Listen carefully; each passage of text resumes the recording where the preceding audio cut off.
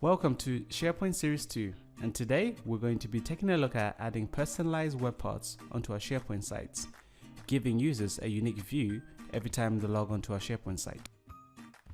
Open your SharePoint site in edit mode. Select a 3-column section, and then on top of that, select a 1-color section. We will add text to categorize the section. Customize the text in any way, shape or form that you feel is right for your SharePoint site. Color the section background. And now, let's start searching for the news application. Click on the pencil tool. Select recommended for the current user. Find recent documents. This will automatically show documents that have recently been accessed by that user. Select web parts and find sites. Select recommended for the current user.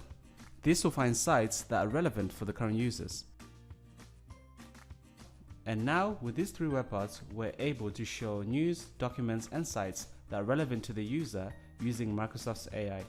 And this will provide a unique view for every user that logs in. We shall show you an example of a different user logging in after publishing the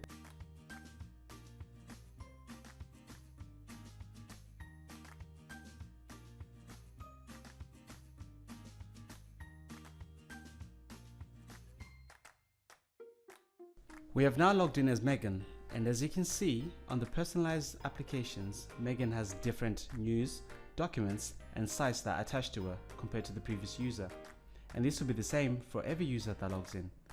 We hope you've enjoyed today's video, and we look forward to seeing you in the next video in the series.